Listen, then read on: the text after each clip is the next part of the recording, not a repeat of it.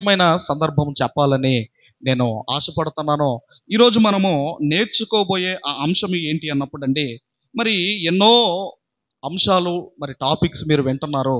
ఈరోజు మనము నేర్చుకునే ఆ అంశం ఏంటి అన్నప్పుడు, యోబు గారు తన కుమార్తెలకు కొన్ని పేర్లు పెట్టాడు. యోబు గారు తన కుమార్తెలకు కొన్ని పేర్లు పెట్టాడు.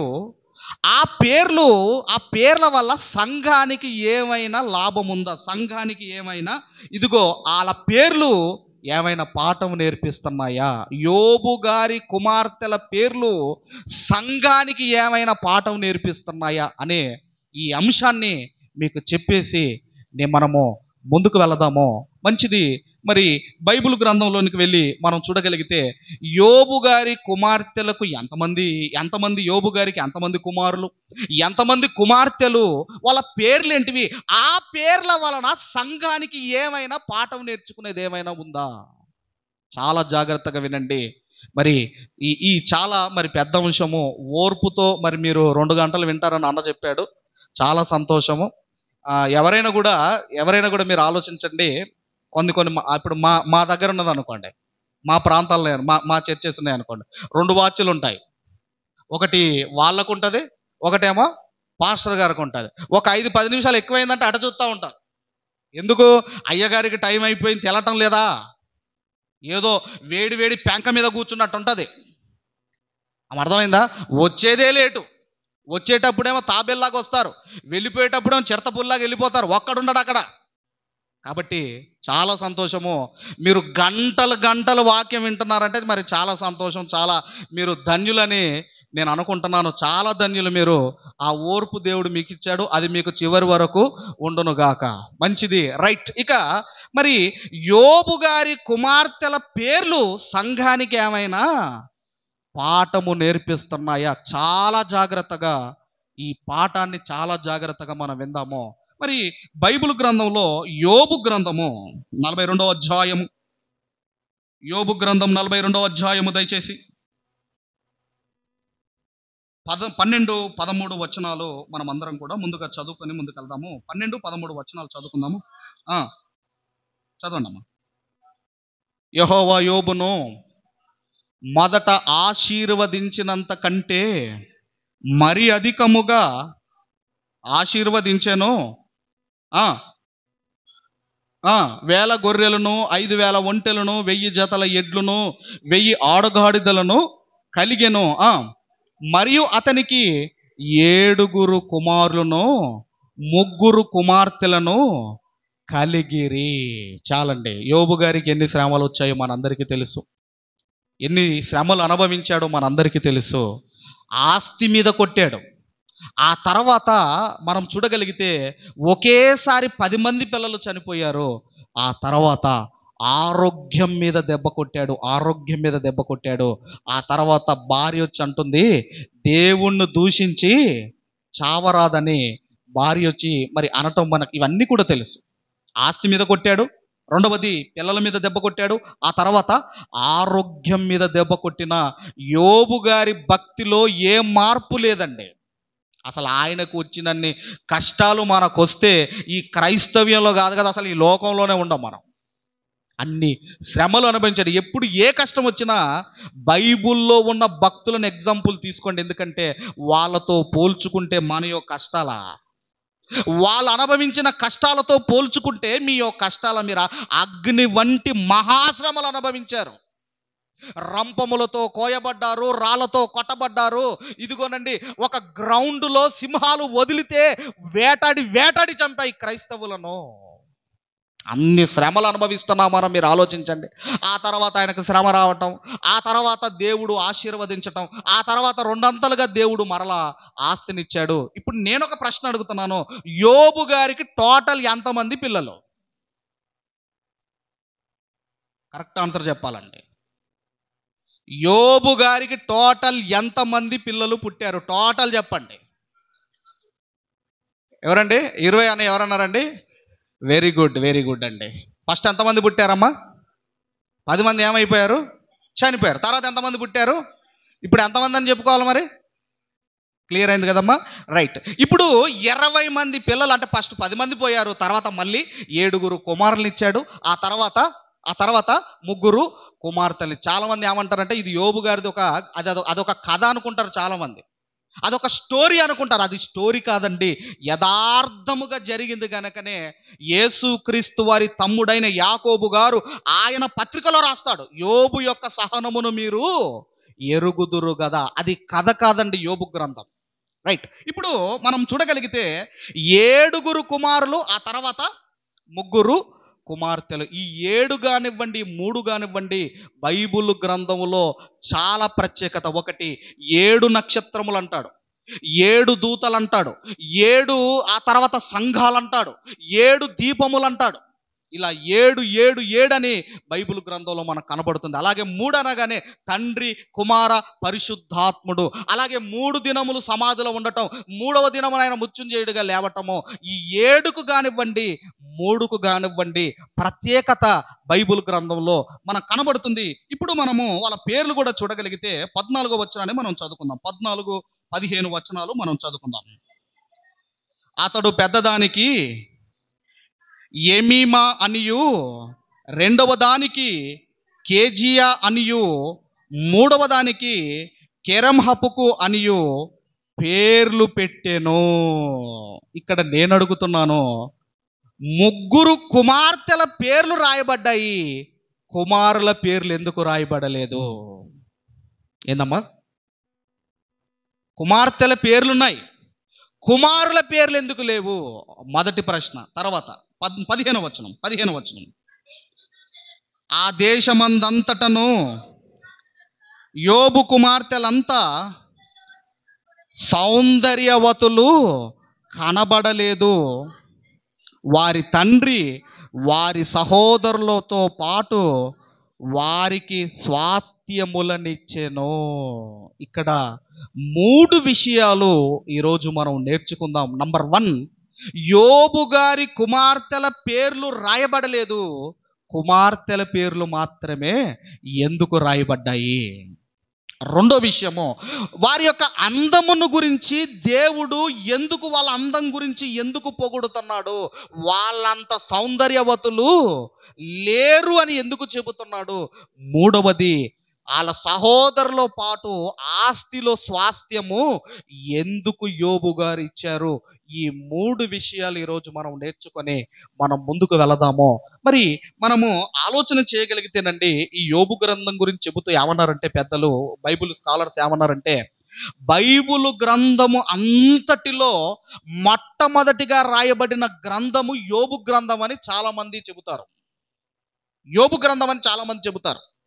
అందుకేనండి ఈ యోబు గ్రంథంలో ఇశ్రాయేలీల గురించి కానివ్వండి, యోబు గ్రంథంలో బలులు, ఈ యాజకత్వం గురించి కానివ్వండి, ఈ వాగ్దానాలు ఇవేవి కూడా యోబు గ్రంథంలో మనకు కనబడవు. ఇక మనం ముందుకు వెళ్ళగలిగితే మరి బైబిల్ గ్రంథంలో అదే యోబు గ్రంథం 1వ అధ్యాయము 1వ వచనాన్ని మనం చూడగలిగితే, 1వ అధ్యాయం 1వ వచనాన్ని మనం చూడగలిగితే, ఊజు దేశమునందు యోబు అను ఒక మనుషుడు ఉండెను. ఊజు దేశమందు యోబు అను ఒక మనుషుడు ఉండెను. మనం చూడగలిగితే ఈరోజు ఆ పేరు మస్కట్ దేశముగా పిలువబడుతుంది. మస్కట్ ప్రాంతంగా ఈరోజు ఊజు దేశము పిలువబడుతుంది. ఆ తర్వాత మరి యోబు గారికి శ్రమలు వచ్చాయి. ఈ యోబు గ్రంథంలో మనం చూడగలిగితేనండి, యోబు గ్రంథంలో కొన్ని అద్భుతమైన మాటలు మనకు కనపడతాయి. యోబు గ్రంథంలో ముందుగా అవి చూసుకొని మనం ముందుకు వెళ్ళగలిగితే 16వ అధ్యాయం 19వ వచనం చూడండి ఒకసారి. 16వ అధ్యాయం 19వ వచనము, యోబు గ్రంథం 16వ అధ్యాయం 19వ వచనము. 16:19 ఇప్పుడు నాకు సాక్షి అయిన వాడు పరలోకములో ఉన్నాడు, నా పక్షముగా సాక్ష్యము పలుకువాడు పరమందున్నాడు. ఈరోజు మన కొరకు విజ్ఞాపన చేసే యేసుక్రీస్తు వారు తండ్రి కుడి పార్శ్వమున పరలోకంలో కూర్చొని ఉన్నాడు. తండ్రి కుడి పార్శ్వమున యేసుక్రీస్తు వారు కూర్చొని ఏం చేస్తున్నాడంటే మన కొరకు ఆయన విజ్ఞాపనము చేస్తున్నాడు. ఇక్కడ యోబు గారు కూడా ఆయన అంటున్న మాట ఏంటంటేనండి, ఆయన అంటున్న మాట, ఇప్పుడు నాకు సాక్షి అయిన వాడు పరలోకంలో ఉన్నాడు, నా పక్షముగా సాక్ష్యము పలుకువాడు పరమందు ఉన్నాడు. ఒకసారి రోమీలకు రాసిన పత్రిక 8వ అధ్యాయము 34వ వచనాన్ని కూడా మనం చదువుకుందాము. రోమీలకు రాసిన పత్రిక 8వ అధ్యాయము 34వ వచనాన్ని మనం అందరము కూడా చదువుకుందాము. 34వ వచనం చదవండమ్మా. శిక్ష విధించువాడు ఎవడు? చనిపోయిన క్రీస్తు యేసే. అంతేకాదు, మృతులలో నుండి లేచినవాడు, దేవుని కుడిపార్శ్వమున ఉన్నవాడును, మన కొరకు విజ్ఞాపనము కూడా చేయువాడు ఆయనే. ఇక్కడ యోబు గారు ఎందుకు ఆ మాట మాట్లాడుతున్నారు అంటే, నాకు సహాయము చేసే ఆయన పరలోకములో ఉన్నాడు, నాకు హెల్ప్ చేసే ఆయన పరలోకములో ఉన్నాడు, కానీ ఆయన నాకు ఏమి సహాయము చెయ్యటము లేదు అని యోబు గారు బాధపడుతున్నారు. నాకు హెల్ప్ చేసి ఆయన ఉన్నాడు, పరలోకములో ఉన్నాడు, కానీ ఆయన నాకు ఏ హెల్ప్ చెయ్యటం లేదు అని ఆయన బాధపడుతున్నాడు. మరొక మాట కూడా మీరు చూడగలిగితేనండి, అప్పటికే మనం చూడగలిగితే, యోబు గ్రంథము 25వ అధ్యాయము 4వ వచనాన్ని మనం చదవగలిగితే, 25వ అధ్యాయం 4వ వచనము, యోబు గ్రంథము 25వ అధ్యాయము 4వ వచనం, 25:4, నరుడు దేవుని దృష్టికి నీతిమంతుడు ఎట్లు కాగలడు, స్త్రీకి పుట్టినవాడు ఆయన దృష్టికి ఎట్లు శుద్ధుడు కాగలడు. నరుడు అంటేనండి రక్త మాంసములు కలిగిన వాడు అంటేనండి. అప్పటికే మీరు ఆలోచన చేయగలిగితే, ఆదాము గారికి యేసుక్రీస్తు వారు తెలుసు, హేబేలుకు యేసుక్రీస్తు వారు తెలుసు, పితరులకు యేసుక్రీస్తు వారు తెలుసు, యోబు గారి కాలములో ఉన్న వారికి కూడా యేసుక్రీస్తు వారి గురించి ఖచ్చితంగా తెలిసి ఉండాలి. అందుకే వాళ్ళు అంటున్నారు, నరుడు ఏమని మాట్లాడుతున్నారు అంటే,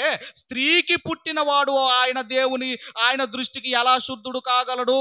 ఆ తర్వాత ఏమంటున్నాడండి, నరుడు దేవుని దృష్టికి నీతిమంతుడు ఎట్లు కాగలడు. అందుకే యేసుక్రీస్తు వారు ఎలా పుట్టారు అంటే, కన్యకకు ఆయన జన్మించాడు.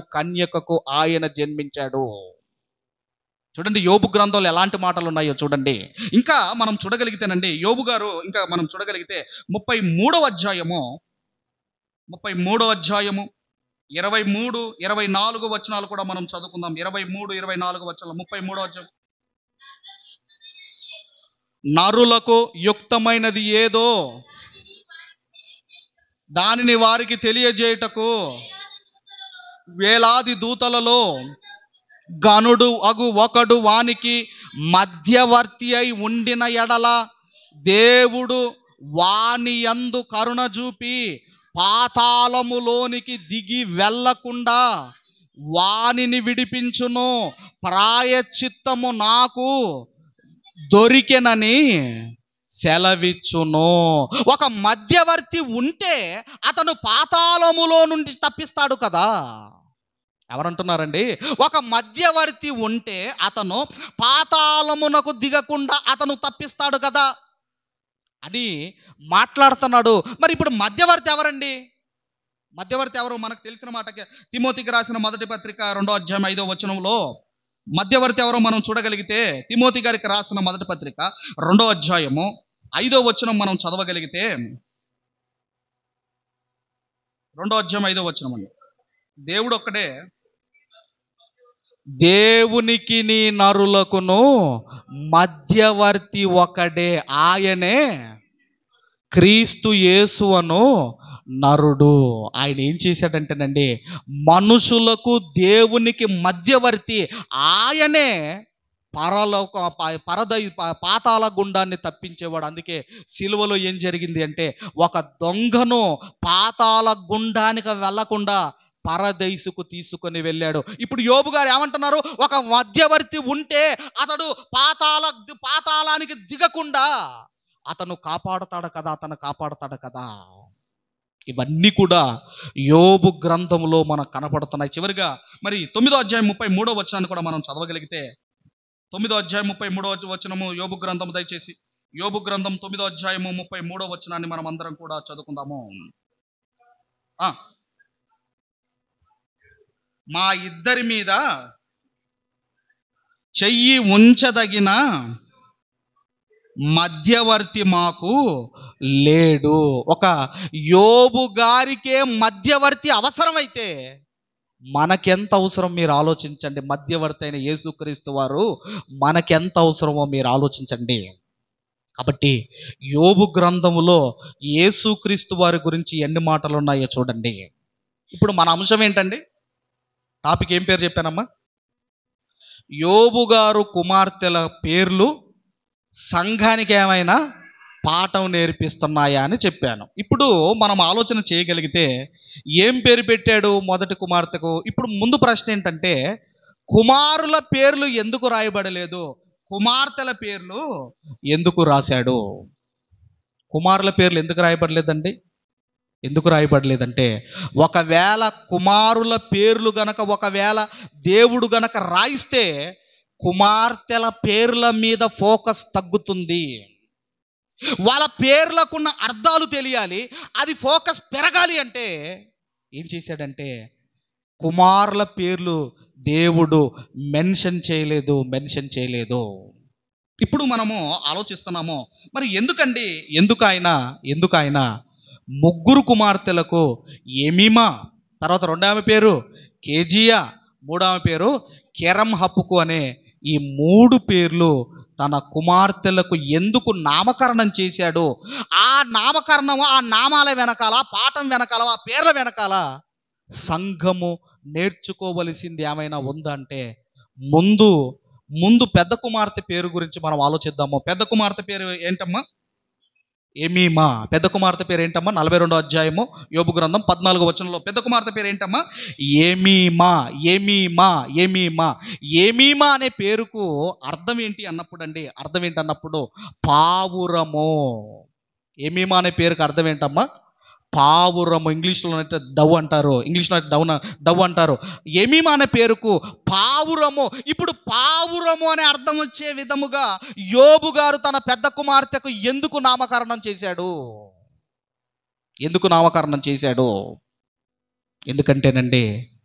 ఎందుకంటే మనం ఆలోచిస్తున్నాము, యోబు గారి కుమార్తెల పేర్లు సంఘానికి ఏమైనా పాఠము నేర్పిస్తున్నాయి అంటే, ఎందుకు ఎమీమా అంటే పావురము అనే అర్థం వచ్చే రీతిగా ఆయన ఎందుకు నామకరణం చేశాడు అంటే, ఎందుకంటేనండి, మత్తయి సువార్త దేవుడు యేసుక్రీస్తు వారు మరి ఏమని చెబుతున్నాడో సంఘానికి మనం చూడగలిగితే, మత్తయి సువార్త 10వ అధ్యాయము 16వ వచనాన్ని దయచేసి అందరం చదువుకుందాం. మత్తయి సువార్త 10వ అధ్యాయము 16వ వచనాన్ని దయచేసి అందరము చదువుకుందాము. తోడేళ్ల మధ్యకు గొర్రెలను పంపినట్లు నేను మిమ్మును పంపుచున్నాను గనుక పాముల వలె వివేకులను, పావురముల వలె నిష్కపటులునై ఉండండి. ఏమని చెబుతున్నాడండి సంఘానికి? యేసుక్రీస్తు వారు చెబుతున్న మాట ఏంటంటే, పావురముల వలె నిష్కపటులై ఉండండి అని ఎవరికి చెబుతున్నాడు ఆ మాట? కేవలము శిష్యులకు చెబుతున్నాడా, లేదంటే యావత్ సంఘానికి చెబుతున్నాడా? దేనికి చెబుతున్నాడండి ఆయన? శిష్యులకే కాదండి. ఎలా ఉండమంటున్నాడు? పావురముల వలె నిష్కపటులై ఉండండి అంటున్నాడు. ఎవరికి చెబుతున్నాడు అంటేనండి, యావత్ సార్వత్రిక సంఘానికి చెబుతున్నాడు. ఒకసారి పరమగీతములు 5వ అధ్యాయము దయచేసి పరమగీతములు 5వ అధ్యాయము 2వ వచనాన్ని మనమందరము కూడా చదువుకుందాము. 2వ వచనాన్ని మనమందరము కూడా చదువుకుందాము. నేను నిద్రించితేనే గాని నా మనస్సు మేలుకొని ఉన్నది, నా సహోదరి, నా ప్రియురాలా, నా పావురమా, నిష్కలంకురాలా ఆలకింపుము. ఆ నా వెంట్రుకలు ఆ ఆ చాలండి. ఇక్కడ ఏమంటున్నాడంటే నా పావురమా నిష్కలంకురాలా అంటున్నాడు. అంటే సంఘమును ఏమంటున్నాడు అంటే, సంఘము ఇదిగోనండి, రాబోతున్న సంఘము ఎలా ఉండాలి అంటే నిష్కలంకమైనదిగా ఉండాలి, కలంకము లేనిదిగా సంఘం ఉండాలి. యేసుక్రీస్తు వారు చెప్పక మునుపే సొలొమోను గారు ఎప్పుడో చెబుతున్నాడండి, సంఘము భూమి మీదకి రాబోతుంది, ఆ సంఘము నిష్కపటమైనదై నిష్కలంకురాలై ఆ సంఘం ఉండాలి అని చెబుతున్నాడు.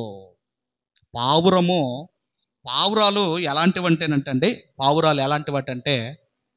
పావురాలు ఇప్పుడు మగ పావురం, భర్త పావురం, భార్య పావురం ఉంటుంది కదమ్మా, ఉంటాయి కదా.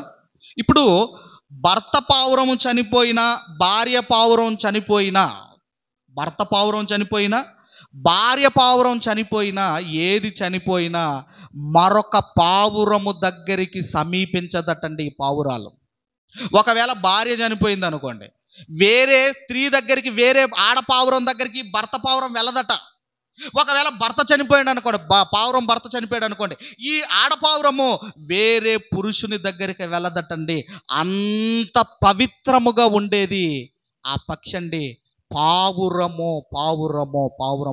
ఈ పావురము పవిత్రతకు అలాగే ఓర్పుకు ఒక ఇదిగోనండి సాదృశ్యముగా మనకు కనపడుతుంది. అందుకే ఏమని చెబుతున్నాడంటే, సంఘము రాబోతుంది, ఆ సంఘము ఎలా ఉండాలి అంటే ఒక పావురము వలె నిష్కలంకురాలుగా ఉండాలి, ఒక పావురము వలె నిష్కపటమైనదై సంఘము ఉండాలని దేవుడు కోరుకుంటున్నాడు.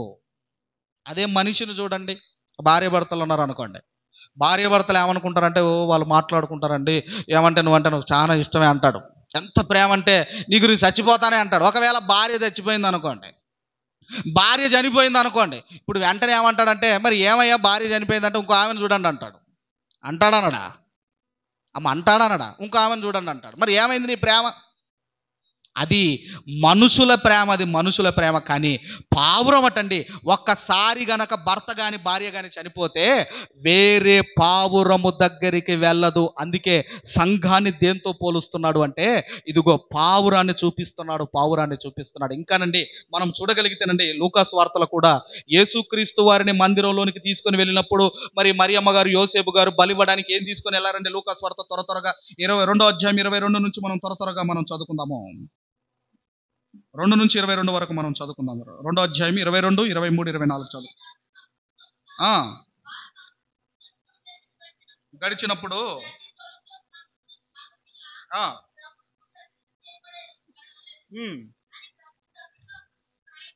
వ్రాయబడినట్టు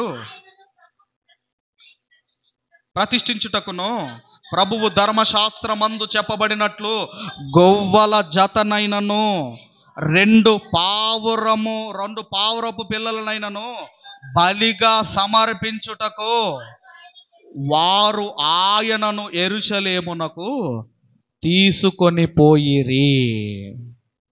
అందుకేనండి ఏమంటే, ఈ పావురము అనేది పవిత్రతకు, ఓర్పుకు ఒక సాదృశ్యముగా కనబడుతున్నాయి. 3వ లక్షణం ఏంటంటే, పావురంలో కృతజ్ఞత కలిగినది పావురము. ఏం కలిగినదండి? కృతజ్ఞత కలిగినది. ఎలా కృతజ్ఞత కలిగినది అంటే, జలప్రలయం వచ్చిన తర్వాత నోవాహు గారు ఏం చేశారంటే, ముందు ఒక కాకిని బయటికి పంపించాడు కదమ్మా. కాకి మళ్ళీ తిరిగి వచ్చిందమ్మా? కాకి తిరిగి వచ్చిందా? ఎందుకు రాలేదమ్మా? క్రిస్మస్ పండుగ అవుతుంది అక్కడ. దానికి ఏం పండుగమ్మా? క్రిస్మస్ పండుగ. మొత్తం శవాలు పీక్క తింటూ అది ఏమైపోయింది? అది అక్కడే ఉండిపోయింది. తర్వాత ఏం పంపించాడమ్మా? పావురం. ఏ కలర్ పావురాన్ని పంపించాడమ్మా? డౌట్ ఉన్నట్టుందా? ఆదికాండం త్వరగా ఆదికాండము దయచేసి 8వ అధ్యాయము, ఆదికాండం 8వ అధ్యాయము 8-9 వచనాలు త్వరగా 8-9 వచనాలు మనం చదువుకుందాము. చదవమ్మా, చదవండి. ఆ, దొరకలేదు గనక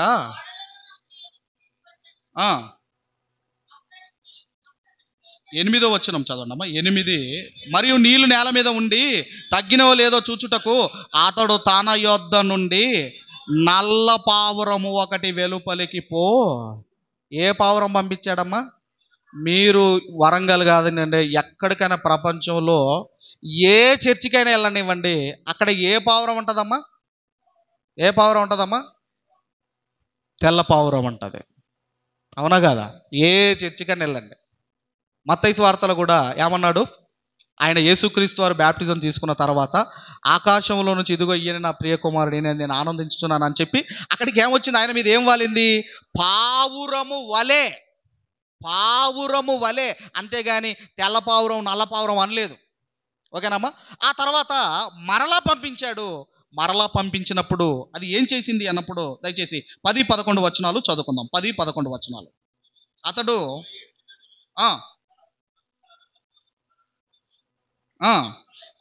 సాయంకాలమున అది అతని యొద్దకు వచ్చినప్పుడు త్రొంచబడిన ఒలీవ చెట్టు ఆకు దాని నోట నుండెను గనుక నీళ్లు భూమి అందంతట తగ్గిపోయినని నోవాహునకు తెలిసిన. నోవాహు, నన్ను ఎందుకు పంపించావు? బయటికి ఒక పని నిమిత్తం పంపించావు. కాబట్టి అదేం చేసిందంటే త్రొంచబడిన ఒక ఒలీవ ఆకునది తీసుకొని నోవాహు గారు ఏ పనైతే అప్పగించాడో ఆ పనిని చేసింది. అందుకేనండి కృతజ్ఞత కలిగినది పావురము, పవిత్రత కలిగినది పావురము. అలాగే ఓర్పుకు ఇదిగోనండి గుర్తు, ఓర్పుకు గుర్తు పావురము. ఇప్పుడు యోబు గారు తన కుమార్తెకు ఏమని నామకరణం చేశాడు? పెద్ద కుమార్తెకు ఏమీమా. ఏమీమా అంటే పావురము. రాబోతున్న సంఘము ఒక పావురానికి ఉండే లక్షణాలు సంఘానికి ఉండాలి, సంఘానికి ఉండాలి. అందుకే సంఘము కూడా ఎలా ఉండాలో మరి అపోస్తలుడైన పౌలు గారు ఎఫెసీయులకు రాసిన పత్రిక 5వ అధ్యాయము 25, 26, 27 వచనాలు దయచేసి చదువుకుందాము. ఎఫెసీయులకు రాసిన పత్రిక 5వ అధ్యాయము 25, 27 వచనాలు కలిసి ఉంటాయి, చదువుకుందాం. పురుషులారా, మీరును మీ భార్యలను ప్రేమించుడి, అటువలే క్రీస్తు కూడా సంఘమును ప్రేమించి అది కలంకమైనను మొడత అయినను అట్టిది మరి ఏదైనను లేక పరిశుద్ధమైనదిగాను నిర్దోషమైనదిగాను మహిమ గల సంఘముగాను ఆయన తన ఎదుట దానిని నిలవబెట్టుకొనవలనని వాక్యముతో ఉదక స్నానము చేత దానిని పవిత్రపరిచి పరిశుద్ధపరుష్టకై దాని కొరకు తన్ను తానే అప్పగించుకొనేను. సంఘము ఎలా ఉండాలి అంటే అది కూడా సంఘము ఇదిగో ఇలా ఉండాలి, ఇలా ఉండాలి, నిష్కలంకముగా ఉండాలి, పవిత్రముగా ఉండాలి సంఘము కూడా. అందుకేనండి నూతన హృదయము రావాలి, నూతన మనస్సు రావాలి, నూతన స్వభావము మనకు రావాలి. అదే బుద్ధి, అదే జీవితం, ఏ మార్పు లేని మనకు మరొక సంవత్సరం మీకు అవసరమా? మనం ఆలోచించండి. ఏ మార్పు లేని ఎందుకండి మనకు మరొక సంవత్సరము? కాబట్టి మనం ఆలోచన చేయగలిగితే ఆయన పావురము అని పేరు పెట్టాడు. పావురము సంఘానికి ఒక పాఠము నేర్పిస్తున్నట్టుగా మనము చూస్తున్నాము. రైట్. ఇక రెండోది మనం ఆలోచన చేయగలిగితే రెండో పేరు ఏంటండి? కేజీ అనే నామకరణం చేశాడు. యోబు గ్రంథం 42:14 వచనంలో రెండో కూతురు పేరేంటండి? కేజీ అనే నామకరణం చేశాడు. కేజీ అనే పేరుకు అర్థం ఏంటంటే లవంగా పట్ట. అర్థం ఏంటండి? లవంగా పట్ట, సుగంధ ద్రవ్యాలు. ఇప్పుడు మనము ఏదైనా బిర్యానీయో బాగారణం వేసుకున్నప్పుడు ఇవి వేస్తాం కదండి, మసాలాలు వేస్తాం కదండి, అందులో లవంగా పట్ట ఆ పేరు వచ్చే, ఆ అర్థం వచ్చే విధంగా యోబు గారు కేజీ అనే పేరు పెట్టాడు. ఎందుకు రెండవ కుమార్తెకు కేజీ అనే పేరు పెట్టాడు? ఈ లవంగా పట్టకు, ఈ సుగంధ ద్రవ్యముకు ఇప్పుడు సంఘానికి ఏమైనా పాఠం నేర్పిస్తుందా? ఎందుకు ఆ నామకరణం చేశాడు? ఎందుకు ఆ నామకరణం చేశాడు అంటేనండి, దయచేసి అందరం కూడా మరి దయచేసి మరలా మనం చూడగలిగితేనండి, అందరం కూడా పరమగీతములు 4వ అధ్యాయము, పరమగీతములు 4వ అధ్యాయము దయచేసి 13, 14 వచనాలు మనమందరము కూడా చదువుకుందాము. 4వ అధ్యాయము 13, 14 వచనాలు చదువుకుందాం. నీ చిగురులు దాడిమ వనము, వింతైన శ్రేష్ఠ ఫలవృక్షములు, కర్పూర వృక్షములు, జటామాంసి వృక్షములు, జటామాంసియు, కుంకుమయు, నిమ్మగడ్డియు, లవంగ పట్టయు, వివిధమైన పరిమళ తైల వృక్షములు, గోపరసమును, అగరు వృక్షములు, నానావిధ శ్రేష్ఠ పరిమళ ద్రవ్యములు. రాబోతున్న సంఘము ఎలా ఉండాలి అంటే పరిమళాలు వెదజల్లే ఒక సంఘముగా ఉండాలి. పరిమళాలు రావాలి. రాబోతున్న సంఘము ఎలా ఉండాలి అంటే పరిమళ వాసన రావాలి. అందుకేనండి తన కుమార్తెకు కేజీ అనే నామకరణం చేశాడు. సంఘము పరిమళ వాసన రావాల. సంఘము ఇదిగోనండి, అది సుగంధ ద్రవ్యం యొక్క ఆ స్మెల్ రావాలంటే సంఘము పరిమళ వాసన రావాలి. ప్రతి క్రైస్తవుడు ఒక పరిమళ వాసన రావాలి. యేసుక్రీస్తు వారి గురించి వ్రాయబడిన మాట అదే. ఇంతకుముందు మనం ఎఫెసీయులకు రాసిన పత్రిక 5వ అధ్యాయము, 5వ అధ్యాయము 2వ వచనాన్ని మనం అందరం కూడా చదువుకుందాం. 2వ వచనాన్ని మనం అందరం కూడా చదువుకుందాము. ఎఫెసీయులకు రాసిన పత్రిక 5వ అధ్యాయము 2వ వచనము చదవండి. క్రీస్తు మిమ్మును ప్రేమించి పరిమళ వాసనగా ఉండుటకు మన కొరకు తన్ను తాను దేవునికి అర్పణముగాను బలిగాను అప్పగించుకొనెను. అలాగునే మీరును ప్రేమ కలిగి నడుచుకొనుడి. యేసుక్రీస్తు వారి బలియాగము దేవునికి ఏమి తీసుకొచ్చిందటండి? పరిమళ వాసన తీసుకొని వచ్చిందట యేసుక్రీస్తు వారి బలి. ఆయన బలి దేవునికి పరిమళ వాసన తీసుకొని వస్తే మరి మనం ఆలోచన చేయగలిగితే ఆయన ఎందుకు బలయ్యాడు అంటే మనము పరిమళ వాసన రావాలి. ఎంతమంది అండి ఇన్ని వాక్యాలు వింటున్నారు? ఎంతమంది దైవజనుల ద్వారా మనం వాక్యం వింటున్నామో ఏ వాసన వస్తున్నారు? ప్రతి క్రైస్తవుడు సంఘము పరిమళ వాసన దేవునికి రావాలి. అందుకే మీరు చూడగలిగితే మరి కీర్తనల గ్రంథంలో కూడా 133వ కీర్తన మనం చూడగలిగితే అక్కడ ఒక మాట ఉందండి. 133వ కీర్తనలో మొదటి 4 వచనాలు మనం చూడగలిగితే, సహోదరులు ఐక్యత కలిగి నివసించుట ఎంత మేలు, ఎంత మనోహరము, అది తల మీద పోయబడి అహరోను గడ్డము మీదుగా దిగజారిన పరిమళ తైలము వలె ఉండును. దిగివచ్చి హెర్మోను మంచు వలె ఉండును. ఆశీర్వాదమును శాశ్వత జీవమును అచట నుండవలనని యెహోవా సెలవిచ్చి ఉన్నాడు. ఎక్కడైతేనండి సహోదరులు కలిసి నివసించుట ఎంత మేలు, ఎంత మనోహరమో, కలిసి ఉండాలి అంటున్నాడు. ఈరోజు సంఘాలు కలిసి ఉంటాయమ్మా? ఒక సంఘం అంటే ఒక సంఘానికి పడదు. ఈరోజు ఎలాగైపోయిందంటే, టీవీలలో ఎలాగైపోయిందంటే, ఈయన చెప్పేది విన్న తర్వాత ఆయన చెప్పేది తప్పు అని ఈయన చెబుతాడు, ఈయన చెప్పేది తప్పని ఆయన చెబుతాడు. ఇలాంటి రోజులు ఈరోజు.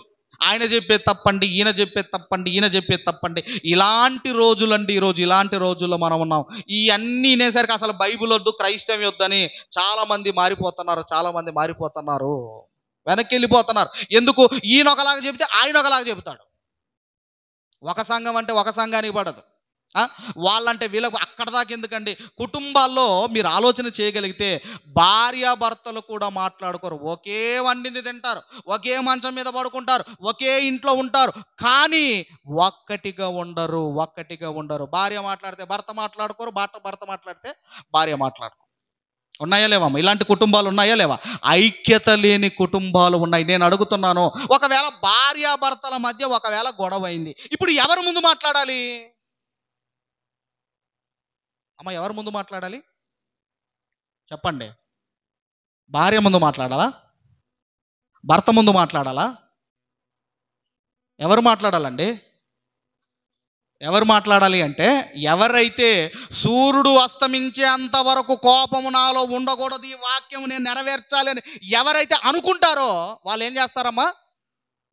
ముందు వాళ్ళు మాట్లాడతారు. ఆయన తిట్టి ఆయనతో నేను మాట్లాడాలని నువ్వు అనుకోకు. అంటే ఆ వాక్యాన్ని మనము ఆ వాక్యం ఎవరైతే ఈ వాక్యం నేను నెరవేరుస్తున్నానని ఎవరైతే అనుకుంటారో వాళ్ళే ముందు మాట్లాడతారు. కుటుంబాల్లో ఎలాంటి పరిస్థితి ఉంటుందంటే అండి, ఈ మధ్య మొన్నట్లాగానే క్రిస్మస్ పండుగ రాబోతుంది. భార్య, భర్త, ఇద్దరు పిల్లలు, అబ్బాయి, అమ్మాయి, ఈ కుటుంబంలో నలుగురు మాట్లాడుకోరు. మరి ఎలాగండి? ఏదైనా టిఫిన్ కావాలి, ఏది కావాలన్నా ఏం చేస్తారంటే, ఒక గోడ ఉంటుందటండి, ఇది గోడకి వెళ్ళిపోయి నాకు టిఫిన్ కావాలి అని గోడకి చెబితే అక్కడ టేబుల్ మీద టిఫిన్ పెడతారు, డైనింగ్ టేబుల్ మీద. ఇలాగే షాపింగ్కి వెళ్ళారు డాడీ. షాపింగ్కి వెళ్ళి వచ్చిన తర్వాత ఈ మధ్యకాలం ఇంత పొడుగొస్తున్నా కదమ్మా పాయింట్లు, దీన్ని లెంత్ చేయించాలి అని ఏం చేశాడంటే, నేను పాయింట్ తెచ్చుకున్నాను, ఇది చాలా పొడవైంది, ఒక జానడు కట్ చేయాలని చెప్పి గోడకు చెప్పి ఆడ పెట్టి వెళ్ళాడట. ఈ మధ్య ఈ తర్వాత భార్య విన్నది, అబ్బాయి విన్నాడు, అమ్మాయి విన్నది. తర్వాత వీళ్ళు కూడా షాపింగ్లో, అమ్మో మా ఆయన ఏం చేయమన్నాడు, పాయింట్ను కట్ చేయించమన్నాడు అని ఆమె ఏం చేసిందంటే, ఒక ఆ లెంత్ కట్ చేయించి ఆమె అక్కడ పెట్టింది వెళ్ళిపోయిందండి. అబ్బాయి వచ్చాడు, అమ్మో మా డాడీ పాయింట్ కట్ చేయించమన్నాడు, ఒకవేళ కట్ చేయించకపోతే ఇంకా గొడవే ఘర్షణ అని ఆడేం చేశాడు, తీసుకెళ్ళి సగం కట్ చేయించాడు. కట్ చేసిన తర్వాత మా డాడీ పాయింట్ కట్ చేయించమన్నాడు అని చెప్పి ఈ కూతురు వచ్చి ఆమె సగం కట్ చేసింది. పాయింట్ కాస్త ఏమైపోయిందంటే షార్ట్ అయిపోయింది. అంటే కుటుంబాల్లో మాట్లాడుకోకపోతే ఇలాంటి పరిస్థితి, ఐక్యత లేకపోతే ఆశీర్వాదాలు ఉండవు, ఐక్యత లేకపోతే బ్లెస్సింగ్స్ ఉండవు. ఏ కుటుంబములోనైతే ఐక్యత ఉంటుందో, అందరూ కలిసి ఉంటారో, అక్కడ ఆశీర్వాదం ఉంటుంది అన్నాడు. అందుకే సహోదరులు కలిసి నివసించుట ఎంత మేలు, ఎంత మనోహరమని చెప్పి వెంటనే ఏమంటున్నాడో చూడండి. వెంటనే ఏమన్నాడండి 2వ వచనంలో, అది తల మీద పోయబడిన అహరోను గడ్డము మీదుగా, యాజకుడైన అహరోను గురించి ఎందుకు ప్రస్తావిస్తున్నాడు? యాజకుడైన అహరోను గురించి ఎందుకు ప్రస్తావిస్తున్నాడు అంటే, ఆయన యాజకుడు. బాప్తిజము తీసుకున్న ప్రతి క్రైస్తవుడు కూడా ఎవరండి? దేవునికి ఒక యాజకుడు. 1 పేతురు పత్రిక 2వ అధ్యాయం 9వ వచనంలో, మీరు చీకటిలో నుండి తన ఆశ్చర్యకరమైన వెలుగులోనికి మిమ్మల్ని పిలిచిన వాని గుణాతిశయములు ప్రచురము చేయ నిమిత్తము ఏర్పరచబడిన వంశము, దేవుని సొత్తైన ప్రజలు, మీరు యాజకులు. మనమందరం ఎవరండి? మనమందరము యాజకులము. దేవునికి పరిమళ వాసన రావాలి. పరిమళ వాసన అంటే స్ప్రే కొట్టుకోవాలా? పరిమళ వాసన అంటే నా సబ్బు పెట్టి స్నానం. పరిమళ వాసన ఎలా వస్తాము? అసలు పరిమళ వాసన ఎలా వస్తామో అన్నప్పుడు అండి మనము చూడగలిగితే, దయచేసి మరి అందరూ కూడా నిర్గమకాండంలో కూడా ఒక మాట మనం చూడగలిగితే, పాత నిబంధనలో కూడా దేవుడు ఒక మాట రాయించాడు. నిర్గమకాండము 30వ అధ్యాయము, నిర్గమకాండం 30వ అధ్యాయము 22 నుంచి 25 వరకు మనం అందరం కూడా చదువుకుందాము. నిర్గమకాండం 30వ అధ్యాయము 22 నుంచి 25 వరకు మనం చదవండి అమ్మా. మరియు యెహోవా మోషేతో ఇట్లా, నీవు ముఖ్యమైన సుగంధ సంభారములలో పరిశుద్ధ స్థల సంబంధమైన తులము చొప్పున అచ్చమైన గోపరసము 500 తులములను, సుగంధము గల లవంగా పట్టి సగము అనగా 250 తులముల ఎత్తును నిమ్మగడ్డి నూనె, 250 తులముల ఎత్తును లవంగి పట్ట, 500 తులముల ఒలివ నూనెయు, సంభారములను వాటిని అనగా సుగంధ ద్రవ్య మేళకుని పని అయిన పరిమళ సంభారము చేయవలెను. అది ప్రతిష్టాత్మ అభిషేక తైలము అగును. అంటే అక్కడ మనం చూడగలిగితే ఈ సుగంధ ద్రవ్యములు దేనికి సాదృశ్యంగా ఉన్నాయి అంటే ఇదిగోనండి వాసనకు సాదృశ్యముగా ఉన్నాయి. సుగంధ ద్రవ్యములు పరిమళ అభిషేకానికి సాదృశ్యంగా ఉన్నాయి. ఇప్పుడు అభిషేకం అనే పేరు వచ్చే విధముగా, అభిషేకం అనే అర్థం వచ్చే విధముగా తన కుమార్తెకు కేజీ అనే పేరు పెట్టాడు. కేజీ అంటే లవంగా పట్ట. ఎందుకంటే సంఘము పరిమళ వాసన రావాలి అంటే దాని అర్థం ఏంటంటే అండి, సంఘము ప్రేమ కలిగి ఉండాలి, సంఘము సమాధానముతో ఉండాలి. సంఘము ఎలా ఉండాలంటే గొడవలు, కక్షలు, పగలు, ప్రతీకారాలు, అల్లరి లేకుండా ఏ సంఘమైతే ఉంటుందో ఆ సంఘము పరిమళాలు వెదజల్లే సంఘము. మొన్న క్రిస్మస్ రోజు హైదరాబాద్ లోతరన్ చర్చిలో మనం చూస్తున్నాము, కానుకల కొరకు కొట్లాడుకున్నారు అని పెట్టారండి ఆ టైటిల్. దేని కొరకు కొట్లాడుకున్నారట? లోతరన్ చర్చిలో పాస్టర్లు అందరూ కూడా కానుకల కొరకటండి, కానుకల కొరకు. ఈరోజు మనం చూడగలిగితే ఒకనాడు మిషనరీస్ అందరూ కూడా స్థలాలు సంపాదిస్తే ఈరోజు వాటి కొరకు గొడవలు.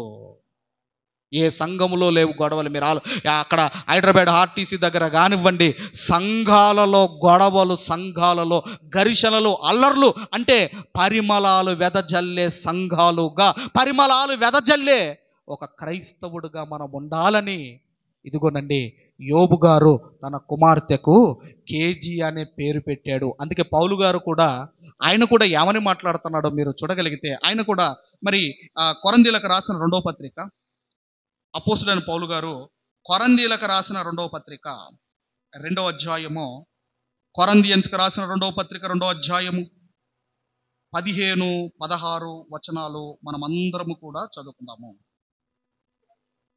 రక్షింపబడు వారి పట్లను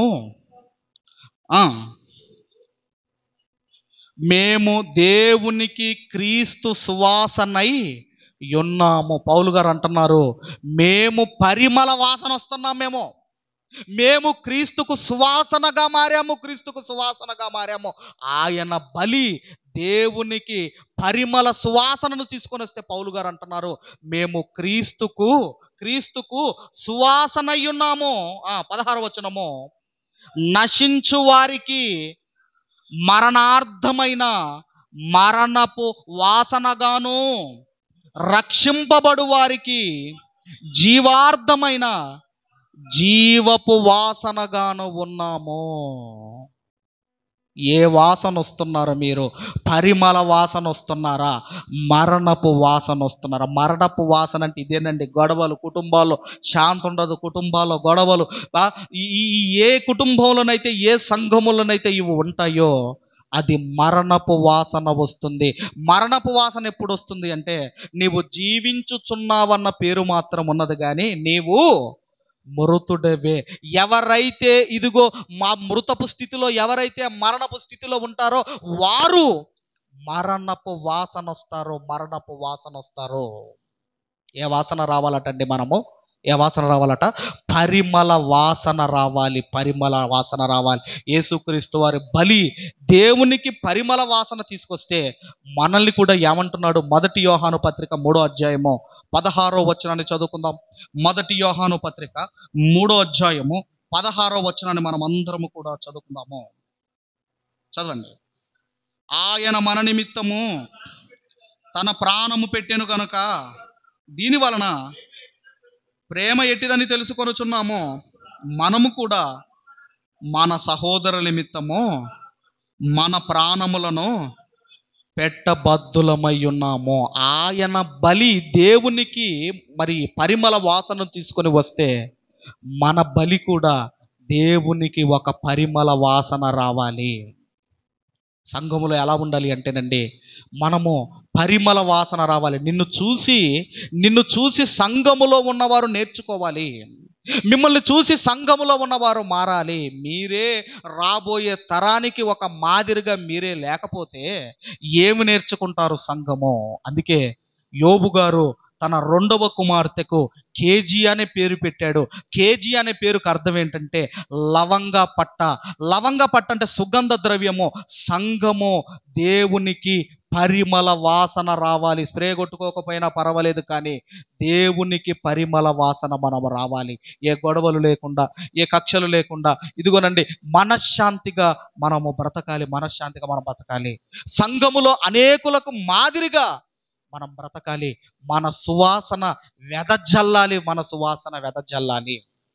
యేసుక్రీస్తు వారి ఆయన ఖ్యాతి సిరియా దేశం అంతటా వ్యాపించింది అని మనం చదువుకుంటాము. అంటే ఆయన పరిమళ వాసన ఎక్కడి దాకా వెళ్ళిపోయిందో మీరు ఆలోచించండి. అలా మనము కూడా, సంఘములో ఉన్న మనము కూడా పరిమళ వాసన రావాలి. పరిమళ వాసన రావాలి. ఇది రెండవదైతే, ఇక చివరి దాంట్లో మనం ఎంటర్ అవుతున్నాము. మూడో ఆమె పేరు ఏంటండి? మూడో ఆమెకి ఏమని పేరు పెట్టాడు? కెరెమ్ హపుకు అనే పేరు పెట్టాడు. మరి దయచేసి అదే యోబు గ్రంథం 42వ అధ్యాయము 14వ వచనంలో కెరెమ్ హపుకు అనే పేరు పెట్టాడు. ఆ పేరుకు అర్థం ఏంటి అన్నప్పుడండి, ఆ పేరుకు అర్థం ఏంటంటే కాటుక అని అర్థము. కెరెమ్ హపుకు అనే పేరుకు అర్థం ఏంటండి? కాటుక. కాటుక అనే అర్థము. కాటుక అనగానే మనందరికీ తెలుసు, కాటుక చలువ. కాటుక కన్నులకు చలువ. అలాగే ఎప్పుడైనా కళ్ళు రెడ్ అయ్యాయి అనుకోండి, వేడి చేసి కళ్ళు అప్పుడప్పుడు రెడ్ అయినప్పుడు కన్నులకు కాటిక రాసుకుంటారు. ఎందుకంటే ఆ వేడిని తీసేసేది ఈ కాటుక. వేడిని తీసేసేది కాటుక. అలాగే కొంతమంది మనం చూడగలిగితేనండి, ఈ కళ్ళలో దుమ్ము ధూళి పడకుండా కాపాడేది ఏంటంటే కాటుక కాపాడుతుందని కళ్ళకు కాటుక రుద్దుకుంటారు. కొంతమంది అందమైన నేత్రాలుగా కనబడాలని కాటుక రుద్దుకుంటారు. అందుకే కొంతమంది ముస్లిం సహోదరులు కూడా మీరు చూడండి, వాళ్ళు ఏం రుద్దుకుంటారంటే కళ్ళకి కాటుక రుద్దుకుంటారు. ఇప్పుడు యోబు గారు తన మూడవ కుమార్తెకు కెరెమ్ హపుకు అనే పేరు ఎందుకు పెట్టాడు? ఆ పేరుకు అర్థము కాటుక. కాటుక. కాటుక మనకి ఏమి నేర్పిస్తుంది సంఘానికి? ముందుగా మనము కండ్ల గురించి మనం ఆలోచన చేయగలిగితే, ఈ కండ్లకే కదండి కాటుక పెట్టేది. ఈ కండ్ల గురించి యేసుక్రీస్తు వారు మాట్లాడుతూ మత్తయి సువార్త, దయచేసి మత్తయి సువార్త 6వ అధ్యాయము 22వ వచనాన్ని మనం అందరము కూడా చదువుకుందాము. మత్తయి సువార్త 6వ అధ్యాయము 22వ వచనాన్ని దయచేసి అందరము చదువుకుందాము.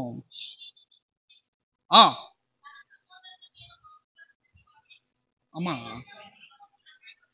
22 అమ్మా 22.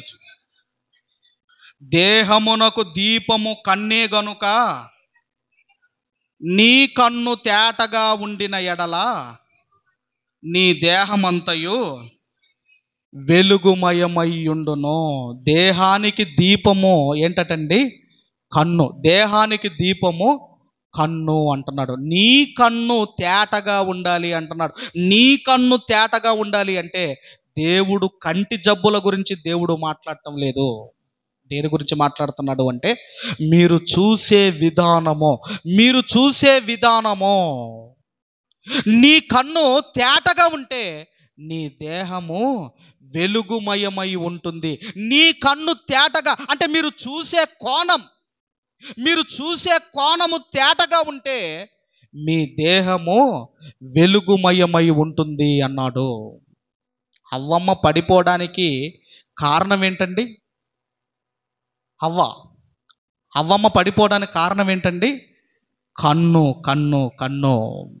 అందుకే అపవాది ఏం కలిగిస్తాడు అన్నప్పుడు, మరి 1 యోహాను పత్రిక 2వ అధ్యాయంలో మనకుంది కదండి, ఏమనుంది? 1 యోహాను పత్రిక 2వ అధ్యాయము 16వ వచనములో, 1 యోహాను పత్రిక 2వ అధ్యాయం 16వ వచనములో, దయచేసి లోకములో ఉన్నదంతయు అనగా శరీరాశయు, నేత్రాశయు, జీవపు డంబమును ఇవి తండ్రి వలన పుట్టినవి కావు, అవి లోక సంబంధమైనవే. ఏమేమి ఉన్నాయటండి? శరీరాశ, నేత్రాశ, జీవపు డంబము. ఇవి ఎవడి ఆయుధాలంటే ఎవరివండి ఇవి? సాతాను దగ్గర ఉన్న ఆయుధాలు. శరీరాశ. ఏం ఆశ అటండి? శరీరాశ. శరీరాశ అంటే ఈ మధ్య కాలంలో మీరు పిల్లలు చూడగలిగితే యవనస్తుల పిల్లలు ఏమైపోయారంటే ఇప్పుడు ఈ సినిమా వాళ్ళది కానివ్వండి, వాళ్ళ ఇంపాక్ట్, వాళ్ళ ప్రభావం ఎవరి మీద పడుతుందంటే యవనస్తులైన పిల్లల మీద పడుతుంది. శరీరాశ. పలాని హీరోయిన్ ఆ చీర కట్టుకుంది, ఇప్పుడు నాకు ఏ చీర కావాలి? అదే చీర కావాలి. పలాని హీరో అక్కడ పాయింట్ చింపుకున్నాడు, ఇప్పుడు నేనేం చేయాలి? మంచిగున్న పాయింట్ని ఇక్కడ నేను చింపుకోవాలి. ఉందా లేదా యవనస్తుల్లో? శుభ్రం కటింగ్ చేయించుకోరా అంటే ఈడేం చేస్తాడు? Fire cutting అతండి. కటింగ్ పేరు ఏంటండి? ఫైర్ కటింగ్ అట. మొత్తం తలకాయని వెలిగించాడు, మొత్తం ముఖమంతా తగలబడిపోయింది. అంటే శరీరాశ, శరీరాశ, శరీరాశ. తర్వాత ఏమన్నాడమ్మా? నేత్రాశ అన్నాడు. నేత్రాశ అంటే ఏంటంటే వాళ్ళకున్నది మాకుండాలి. అందుకే అంటే ఏమనుకోవద్దమ్మా, పురుషులైనా కూడా వాళ్ళ చూపు అంత పెద్ద పట్టించుకోరు, కానీ స్త్రీలటండి పైన తల నుంచి అరికాల వరకు స్కాన్ చేస్తారట. పైన నుంచి కింది వరకు స్కాన్. ఆమె ఏం కమ్మలు పెట్టుకుంది, ఆమె ఏ చీర కట్టుకుంది, ఇవన్నీ కూడా స్కాన్ చేస్తారట. దీన్ని ఏమంటారంటే ఆమెకున్నది నాకుండాలి, వాళ్ళకున్నది నాకుండాలి. నేత్రాశ. మీకు నేత్రాశ ఉందో లేదో అంటే ప్రాక్టికల్ మీకు చెయ్యాలి అంటే, మాకు నేత్రాశ ఉందో లేదో ఒకవేళ మీకు పరీక్ష కావాలంటే డిమార్ట్కి వెళ్ళండి. దేనికి వెళ్ళాలమ్మా? డిమార్ట్కి వెళ్ళండి. డిమార్ట్కి ఒకటే కొనుక్కొని రావాలండి అని ఒకవేళ మీరు ఒకటే కొనుక్కొని వచ్చారనుకోండి, మీకు ఏం లేదన్నమాట. ఏం లేదన్నమాటమ్మా, నేత్రాశ లేదు. అందుకే డిమార్ట్కి మీరు వెళ్ళండి, కొనేది ఒకటే. ఒకటి కొందామని వెళ్తారు, ఎన్ని కొనుక్కొని వస్తారండి? మీరు ఆలోచించండి. అక్కడే మనకు నేత్రాశ ఉందో లేదో తెలిసిపోతుంది. అందుకేనండి శరీరాశ, నేత్రాశ, జీవపు డంబము, బడాయిలు. ఇప్పుడు హవ్వను సాతాను ఏం చేసిందంటే నేత్రాశలో పడేసింది. అందుకే యేసుక్రీస్తు వారు అన్నారు, నీ కన్ను తేటగా ఉండాలి, నీ కన్ను తేటగా ఉండాలి, నువ్వు చూసే విధానము తేటగా ఉండాలి. అందుకే ఎప్పుడైతే ఈ అపవాది వచ్చి ఎప్పుడైతే మీటింగ్ పెట్టిందో అప్పుడు అమ్మమ్మ గారికి ఆ పండు ఎలా కనిపించింది? ఆదికాండం 3వ అధ్యాయము, ఆదికాండం 3వ అధ్యాయం 6వ వచనము, ఆదికాండం 3వ అధ్యాయం 6వ వచనము, త్వరగా ఆదికాండం 3వ అధ్యాయము 6వ వచనం, 3వ అధ్యాయం 6వ వచనం చదవమ్మా. స్త్రీ ఆ వృక్షము ఆహారమునకు మంచిదియు, కన్నులకు అందమైనదియు, వివేకమిచ్చు రమ్యమైనది అయి ఉండుట చూచినప్పుడు ఆమె తన ఫలములలో కొన్ని తీసుకొని తిని తనతో పాటు అంటే అవ్వను నేత్రాశలో పడేసింది సాతాను. అవ్వను నేత్రాశలో పడేసింది. అందుకేనండి మీ కన్నులను మీరు నియంత్రించుకుంటే మీ మనస్సు కంట్రోల్లో ఉంటుంది. అందుకే మీరు చూడండి, ఒక చికెన్ ఒక ఫాస్ట్ ఫుడ్ దగ్గరికి వెళ్ళగానే కలర్లు, ఒక స్వీట్ షాప్ దగ్గరికి వెళ్ళగానే కలర్లు, అన్ని స్వీట్లన్నీ ఒకే రకంగా ఉంటే మీరెందుకు ఆకర్షిస్తారు? అక్కడ ఆ ఫాస్ట్ ఫుడ్ దగ్గరికి వెళ్ళి ఆ కలర్లకి మనుషులు అట్రాక్ట్ అవుతున్నారు. ఆ స్వీట్ షాప్లో రకరకాల కలర్లకి అట్రాక్ట్ అవుతున్నారు. మొన్న అనుకుంటాండి వీడియోలో వచ్చింది, ఈ కలర్లన్నీ ఒక దగ్గర వేసి అంటి పెడితే మంటలు వస్తున్నాయి. అంత డేంజర్ అటండి కలర్లు, అంత డేంజర్ అట ఈ కలర్లు. ఈ ఫుడ్ కలర్లు ఉన్నాయి కదా, చాలా డేంజర్ అటండి ఈ ఫుడ్ కలర్లు అనేటివి. ఏదో కలర్ కొరకు ఏదో అని మనం వేసుకుంటున్నాం, ఏదో అట్రాక్షన్ కొరకు వేసుకుంటున్నాం, కానీ అది చాలా డేంజర్ అటండి ఈ కలర్లు అనేటివి. అందుకే ఎలా కనిపించట? చూపునకు రమ్యముగా కనిపించిందట పండు. నేత్రాశలో పడిపోయింది అమ్మమ్మ గారు. అందుకే మీ కన్నులు కంట్రోల్లో ఉంటే మీ మనసు, మీ కన్నులు నియంత్రించుకుంటే మీ మనసు అనేది అది కంట్రోల్లో ఉంటుందన్నాడు. కన్నులకు మనస్సుకు ఇదిగోనండి లింక్ ఉందండి. అది ఎక్కడుందో మీరు చూడగలిగితే యోబు గ్రంథంలో 31వ అధ్యాయము, యోబు గ్రంథము 31వ అధ్యాయము 7వ వచనాన్ని దయచేసి చదువుకుందాం. 31వ అధ్యాయము ఆ, ఆయన నన్ను తూచునుగాక. ఆ, నా మనస్సు నా కన్నులను అనుసరించి, నా మనస్సు నా కన్నులను అనుసరించి, మనస్సు కన్నులను ఫాలో అవుతుంది, మనస్సు కన్నులను ఫాలో అవుతుంది అంటున్నాడు. అందుకేనండి, మీ కన్నులను మీరు నియంత్రించుకుంటే మీ మనస్సు కంట్రోల్లో ఉంటుంది, కంట్రోల్లో ఉంటుంది. ఒక ఆకాను ముట్టవద్దు, శపించబడిన వాటిని ఇదిగో దొంగిలించాడు, తన ప్రాణం మీదకి తెచ్చుకున్నాడు. దేవునికి ఇష్టానుసారుడైన మనుషుడు, ఆయన కూడా కన్నులతో చూశాడు, ఆయన కూడా పాపములో పడిపోయాడు. అందుకే యేసుక్రీస్తు వారు అంటున్నారు, నీ కన్నులు జాగ్రత్త, నీ కన్నులు జాగ్రత్త. నీ కన్ను తేటగా ఉంటే నీ దేహం అంతయు వెలుగుమయమై ఉంటుంది. మొదటి వచనంలో కూడా అదే యోబు గ్రంథం 31వ అధ్యాయం మొదటి వచనంలో, నేను నా కన్నులతో నిబంధన చేసుకొంటిని, కన్యకను నేను ఎలాగు చూస్తును. కన్నులతో నిబంధన చేసుకున్నాడు యోబు గారు. ఈరోజు మీ కన్నులు చక్కగా ఉన్నాయా? మీ కన్నులు తేటగా ఉన్నాయా? ఇదిగో వాళ్ళకున్నది నాకు రావాలి, వాళ్ళలాగా నేనుండాలి, ఇదిగో వాళ్ళకి ఏదైతే ఉందో అది మాకు కావాలని ఒకవేళ ఇలాంటి మనస్సు మీకుందండి అంటే మీ కన్నులు పాడైపోయాయి అని దాని అర్థము. అందుకే ఇంతకుముందు మనము ప్రకటన గ్రంథంలో కూడా 3వ అధ్యాయము, ప్రకటన గ్రంథం లవోదికయ సంఘంకు చెబుతూ 3వ అధ్యాయము 18వ వచనాన్ని మనం అందరం కూడా చదువుకుందాం. 18వ వచనాన్ని మనం అందరం కూడా చదువుకుందాము. అదే లవోదికయ సంఘంతో మాట్లాడుతున్నాడు. నీవు ధనవృద్ధి చేసుకొనున్నట్లు అగ్నిలో పుటము వేయబడిన బంగారమును, నీ దిశమల సిగ్గు కనబడకుండునట్లు ధరించుకొనుటకు తెల్లని వస్త్రములను, నీకు దృష్టి కలుగున్నట్లు నీ కన్నులకు కాటుకను నా యొద్ద కొనుమని నీకు బుద్ధి చెప్పుచున్నాను. నీకు దృష్టి కలుగున్నట్లు నీ కన్నులకు కాటుకను నా దగ్గర కొనమని నీకు బుద్ధి చెప్పుచున్నాను. కాటుకనే వాక్యాన్ని మీ కన్నులకు అప్లై చేయండి, మీ కన్నులు అప్లై చేయండి. అప్పుడు మీ దృష్టి బాగుంటుంది, మీ దృష్టి బాగుంటుంది అంటున్నాడు. కాబట్టి మనం ఆలోచన చేయగలిగితే, యోబు గారు తన 3వ కుమార్తెకు కెరమ్హపుకు అనే పేరు పెట్టాడు. ఆ పేరుకి అర్థం ఏంటండి? కాటుక, కాటుక, కాటుక. ఇవన్నీ కూడా రాబోతున్న సంఘము ఎలా ఉండాలో ఆ అర్థం వచ్చే విధముగా యోబు గారు తన కుమార్తెలకు నామకరణం చేశాడు. ఇప్పుడు యోబు గారు కుమార్తెలకు పేర్ల వెనకాల అర్థం తెలుసుకున్నాం. తర్వాత రెండో విషయం ఏంటంటే, వాళ్ళు సౌందర్యవతులు అని ఎందుకన్నాడు? ఇంతకుముందు యోబు గ్రంథంలో త్వరగా యోబు గ్రంథము 42వ అధ్యాయము 15వ వచనము, 42వ అధ్యాయము 15వ వచనములో 42:15 చదువున్నాను. ఆ దేశమందంతటను యోబు కుమార్తెలంత సౌందర్యవతులు కనబడలేదు. ఎందుకు? వాళ్ళ సౌందర్యమును ఎందుకు పొగుడుతున్నాడు?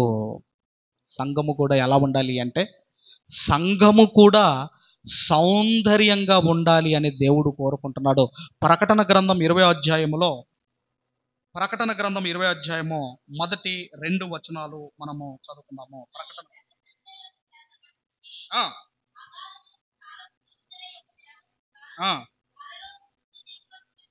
చూచి తిని అపవాదియు, లేదమ్మా 21వ అధ్యాయము, 21వ అధ్యాయము మొదటి 2 వచనం, 21వ అధ్యాయం. అంతటా నేను క్రొత్త ఆకాశమును క్రొత్త భూమిని చూచి తిని, మొదటి ఆకాశము మొదటి భూమియు గతించెను, సముద్రమును ఇకను లేదు. మరియు నేను నూతనమైన యెరూషలేము అను ఆ పరిశుద్ధ పట్టణము తన భర్త కొరకు అలంకరింపబడిన పెండ్లి కుమార్తె వలె సిద్ధపడి పరలోకమందున్న దేవుని యొద్ద నుండి దిగి వచ్చుట చూచి తిని. సంఘము కూడా ఎలా ఉండాలి అంటే, సంఘము కూడా అలంకారము కలిగినదై, అలంకరించబడినదై ఉండాలి.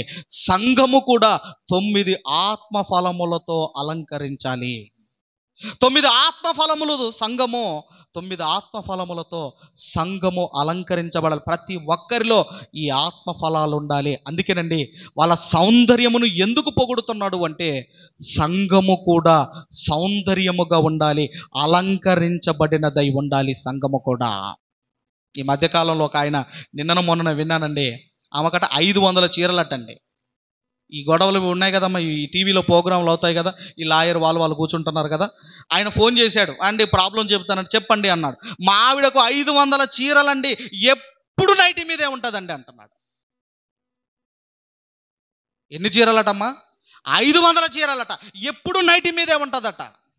ఆ ప్రాబ్లంతో ఆ భర్త ఫోన్ చేశాడు, మరి అలాంటప్పుడు ఎందుకు కొనుక్కున్నావమ్మా 500 చీరలు ఎందుకు కొనుక్కున్నావమ్మా అంటే ఆలోచించండి. అయితే ఆమె ఏం చేసిందంటే, ఆమె ఫోన్ చేసిందండి, కాల్ చేసి ఇప్పుడు వాళ్ళ భార్యతో మాట్లాడుతుంటే ఏమన్నదంటే, ఏమండి మీ మీ మీ యొక్క ఇంటర్వ్యూస్ అంటే నాకు చాలా ఇష్టం అండి, మీలాంటి చీర కొనుక్కోవాలని నేను చూస్తున్నానండి అని మళ్ళీ ఆమెకు చెప్తా ఉందాం. 500 చీర సరిపోక మళ్ళీ మీలాంటి చీర కావాలని నేను చూస్తున్నానండి, తిరుగుతున్నానండి అంటుందాం. అందుకే మనం ఆలోచన చేయగలిగితే, ఇదిగోనండి మనము ఆత్మీయముగా ఆత్మ ఫలములతో మనల్ని మనము అలంకరించుకోవాలి. దేనితో దేవుడు అలంకరించుకోమన్నాడో చాలా రాయించాడు, అది ఇప్పుడు మన టాపిక్ కాదు. కాబట్టి సంఘము కూడా అది ఎలా ఉండాలి అంటే, అలంకరించబడినదై సంఘము ఉండాలి. చివరిగా మనం చూడగలిగితే తర్వాత ఏం చేశాడమ్మా, ఇటు ఆ సౌందర్యాన్ని పొగిడాడు, చివరిగా తన సహోదరులతో పాటు ఆస్తిలో స్వాస్థ్యం ఇచ్చాడు అని మనం చదువుకుంటున్నాము. ఆస్తిలో ఏమిచ్చాడమ్మా? స్వాస్థ్యం ఇచ్చాడు. అలాగే దేవుడు మనకు పరలోకములో స్వాస్థ్యం ఇవ్వబోతున్నాడు. ఏమి ఇవ్వబోతున్నాడు? మనకు పరలోకములో మనకు స్వాస్థ్యం ఇవ్వబోతున్నాడు, స్వాస్థ్యం ఇవ్వబోతున్నాడు. అందుకే యోబు గారి కుమార్తెలకు ఆ 3 పేర్లు పెట్టాడు. మొదటి పేరు ఎమీమా, రెండవ పేరు కేజియా, మూడవ పేరు కెరెంహప్కు. ఎమీమా అంటే పావురము, కేజియా అంటే లవంగపట్ట, కెరెంహప్కు అంటే కాటుక. కాటుక, వాక్యం అనే కాటుక మన కండ్లకు ఉండాలి అంట. అప్పుడు మీ చూపు కరెక్ట్గా ఉంటుంది, మీ చూపు కరెక్ట్గా ఉంటుంది. చివరిగా దేవునికి చోటు ఇవ్వకపోతే ఒక మాట, అది చూసుకొని అందరం కూడా ముగింపులోనికి వెళ్ళిపోదాము. దయచేసి రోమిలకు రాసిన పత్రిక 1వ అధ్యాయము 28వ వచనాన్ని మనమందరం కూడా చదువుకొని ముగింపులోనికి వెళ్ళిపోదాం. రోమిలకు రాసిన పత్రిక 1వ అధ్యాయము 28వ వచనం చదువుకున్నాం. చదవండి. మరియు వారు గనుక చేయరాని కార్యములు చేయుటకు దేవుడు భ్రష్ట మనస్సుకు వారిని అప్పగించెను. అందుకేనండి హృదయములో వాక్యం అనే దానికి చోటు ఉండాలి. వాక్యం అనే దానికి చోటు ఉండాలి. వాక్యం అనే దానికి చోటు లేకపోతే మనము పాడైపోతాము, భ్రష్టులుగా మనం మారిపోతాము. చివరిగా ఆ 16వ వచనాన్ని కూడా యోబు గ్రంథంలో ఆ వచనాన్ని చదువుకొని ముగించుకుందాం. 16వ వచనంలో కూడా ఏమని రాయబడిందండి? యోబు గ్రంథం 42వ అధ్యాయము 16వ వచనంలో ఏం రాయబడిందండి?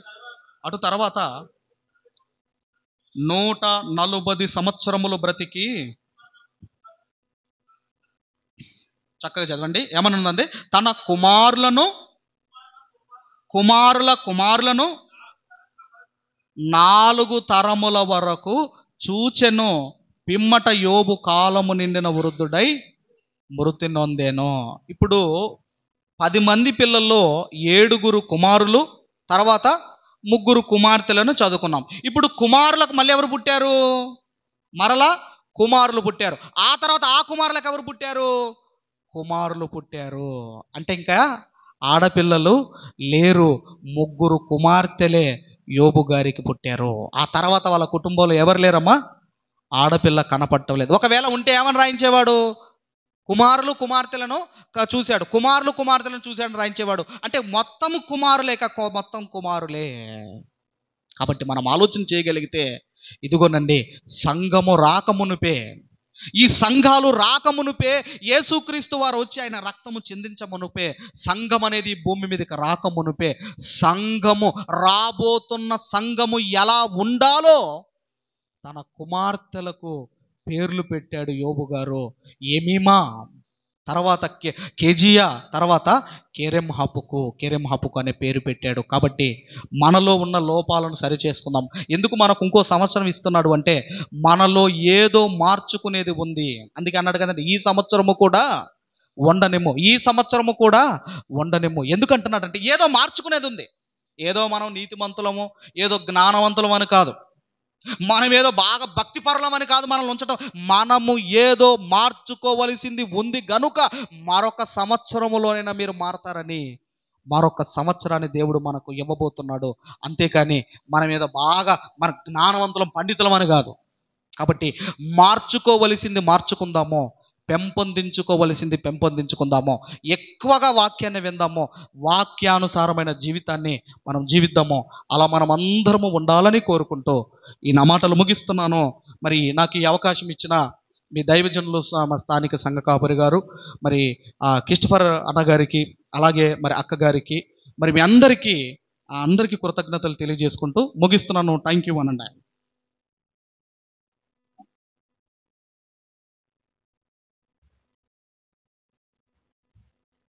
ప్రార్థన చేసుకుందామండి. మరి